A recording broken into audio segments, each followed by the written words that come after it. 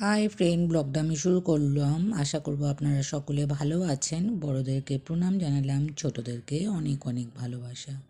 এখন আপনাদের সাথে আলোচনা করব বঙ্কিমচন্দ্র চট্টোপাধ্যায়ের কপালকুণ্ডলা। আমি যতটা পড়েছি তারপর থেকে আমি পড়ছি। শের আফগান নামক একজন মহাবিক্রমশালী ওমরায় শাহী কোষাধ্যক্ষের কন্যার সম্বন্ধে পূর্বেই হইয়াছিল।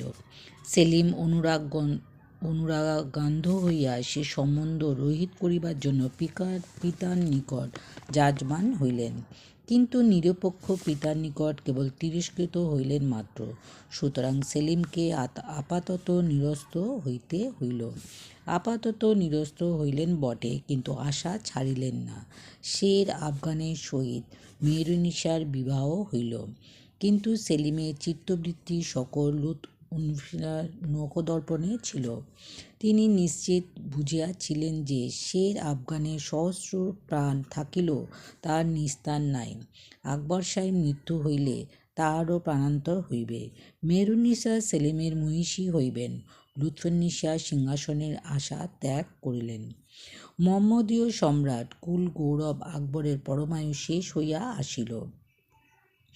যে প্রচণ্ড সূর্যের প্রভায় তুর্কি হইতে ব্রহ্মপুত্র পর্যন্ত প্রদীপ্ত হইয়াছিল, সেই সূর্য অস্তগামী হইল।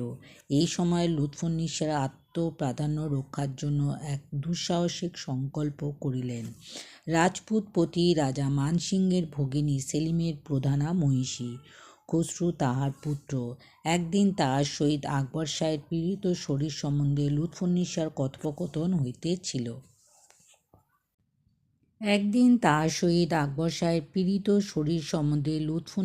কথোপকথন হইতেছিল।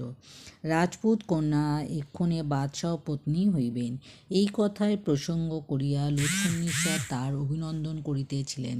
প্রত্যুরে খসরুর জননী কহিলেন, বাদশাহের মহিষী হইলেন মনুষ্য জন্ম সার্থক হয় বটে, কিন্তু যে বাদশাহ জননী সে সর্বোপরি। উত্তর শুনিবা মাত্র অপূর্ব চিন্তিত অভিসন্ধি লুৎফুন্নিসার হৃদয়ে উদয় হইল। তিনি প্রত্যুত্তর করিলেন, তাহাই হোক না কেন, সেও আপনারই ইচ্ছাধীন। বেগম কহিলেন, সে কি? চতুরা উত্তর করিলেন, যুবরাজ খসরুকে সিংহাসন দান করুন। বেগম কোনো উত্তর করিলেন না। সেদিন এই প্রসঙ্গে পুনরুত্থাপিত হইল না, কিন্তু কেহই এ কথা ভুলিলেন না। স্বামীর পরিবর্তে পুত্র যে সিংহাসন আরোহণ করেন, ইহা বেগমের অনভিমত নহে। মেহেরুন্নিসার প্রতি সেলিমের অনুরাগ লুৎফুন্নিসার যেরূপ, হৃদয়শীল বেগমেরও সেইরূপ। মানসিংহের ভগিনী আধুনিক তুর্কমান কন্যা যে আজ্ঞানুবর্তী হইয়া থাকিবেন, তাহা ভালো লাগিবে কেন? লুৎফুন্নিসারও এই সংকল্পে উদ্যোগিনী হইবার গূঢ় তাৎপর্য ছিল। অন্যদিকে পুনর্বার এই প্রসঙ্গে উত্থাপিত হল। উভয়ের মত স্থির হইল, সেলিমকে ত্যাগ করিয়া খসরুকে আকবরের সিংহাসনে স্থাপিত করা অসম্ভাবনীয় বোধ হইবার কোনো কারণ ছিল না। এ কথা লুৎফুন্নিসা বেগমের বিলক্ষণ হৃদয়ঙ্গম করাইয়া তিনি কহিলেন, মোগলের সাম্রাজ্যে রাজপুতের বাহুবলে স্থাপিত রহিয়াছে। সেই রাজপুত জাতি চূড়া রাজা মানসিংহ, তিনি খসরুর মাতুল, আর মুসলমান দিগের প্রধান খাঁ আজিম, তিনি প্রধান রাজমন্ত্রী, তিনি খসরুর শ্বশুর। ইহারা দুজনেই উদ্যোগী হইল যে কে অনুবর্তী না হইবে, আর কাহার বলেই বা যুবরাজ সিংহাসন গ্রহণ করিবেন। রাজা মানসিংহকে এই কার্যে ব্রতী করা আপনার ভার। খাঁ আজিম ও অন্যান্য মোহাম্মদীয় মানসিংহকে এই কার্যে ব্রতী করা আপনারও ভার। উমরাওগণে লিপ্ত করা আমার ভার। আপনার আশীর্বাদ কৃতকার্য হইবে, কিন্তু এক আশঙ্কা, পাছে সিংহাসন আরোহণ করিয়া খসরু এই দুশ্চরণীর পুরো বহিষ্কৃত করিয়া দেন।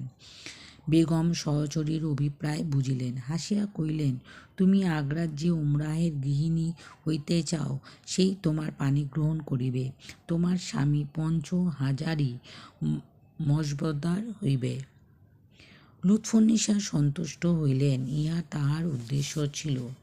যদি রাজপুরীর মধ্যে সামান্য পরশ্রী হইয়া থাকিতে হইল, তবে প্রতিপুষ্প বিহারিণী মধুকরী পক্ষছেদন করিয়া কি সুখ হইল?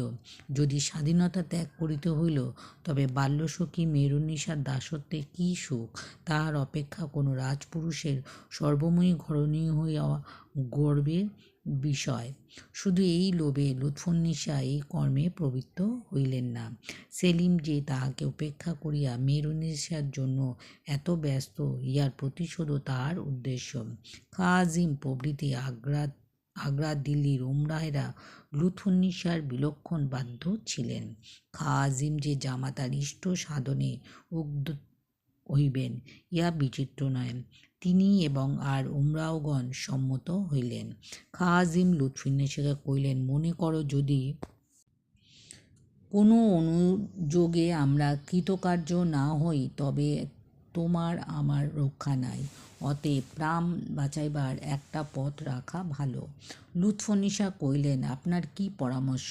খাঁ আজিম কহিলেন, উড়িষ্যা ভিন্ন অন্য আশ্রয় নাই, কেবল সেই স্থানে মোগলের শাসন তত প্রখর নয়।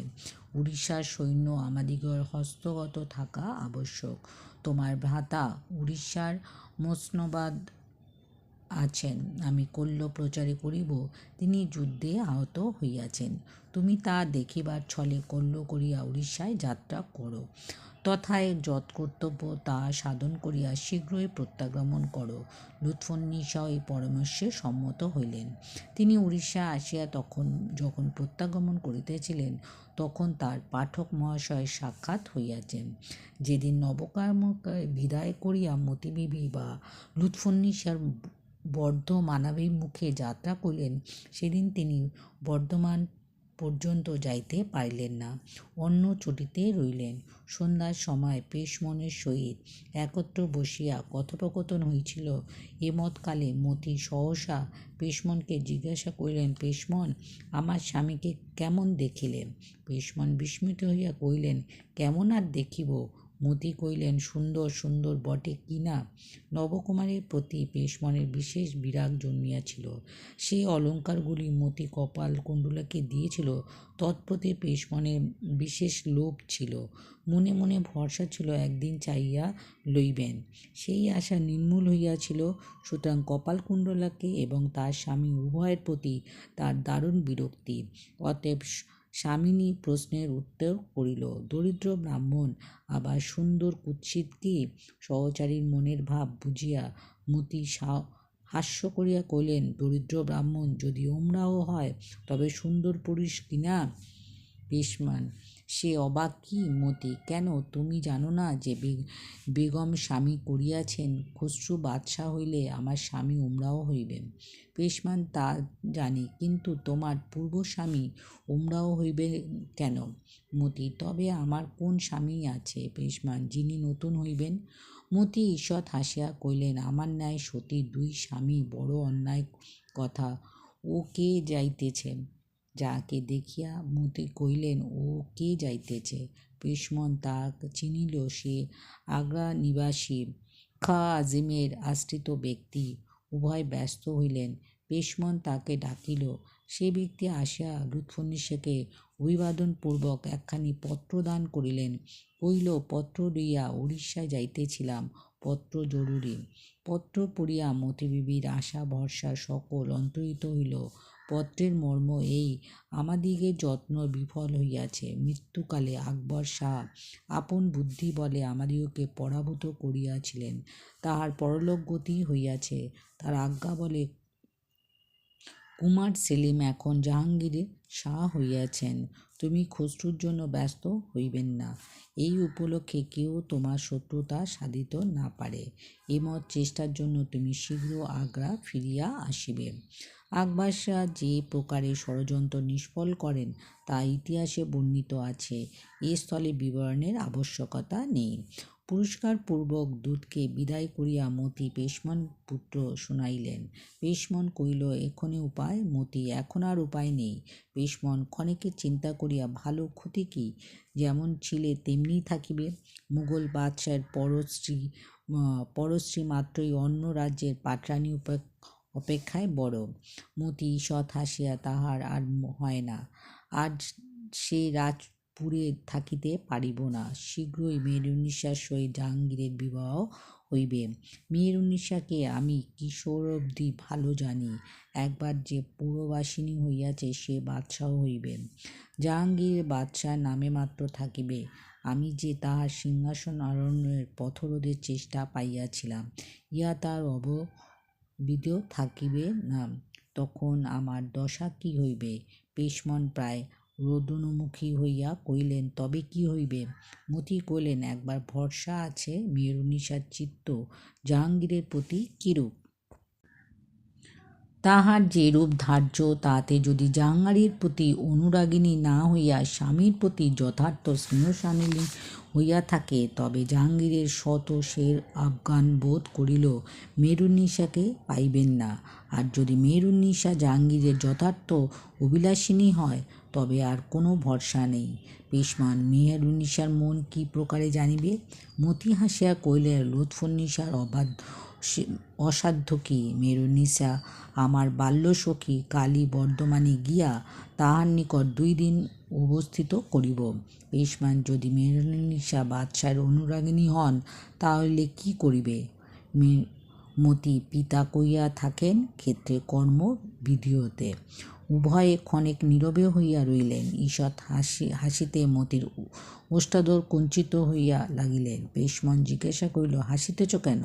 মতি কহিলেন, কোনো নতুন ভাব উদয় হইতেছে। পেশমন, কি নতুন ভাব? মতি তা পেশমনকে বলিলেন না। আমরা তা পাঠকে বলিব, পশ্চাতে প্রকাশ পাইবে। এ সময় শের আফগান বাদশাহের সুবাদারের অধীনে বর্ধমানের কর্মাধ্যক্ষ হইয়া অবস্থিত করিতেছিলেন। মতিবিবি বর্ধমানে আসিয়া শের আফগানের আলয়ে উপনীত হইলেন। শের আফগান সপরিবারে তাকে অত্যন্ত সমাদরে তথায় অবস্থিত করাইলেন।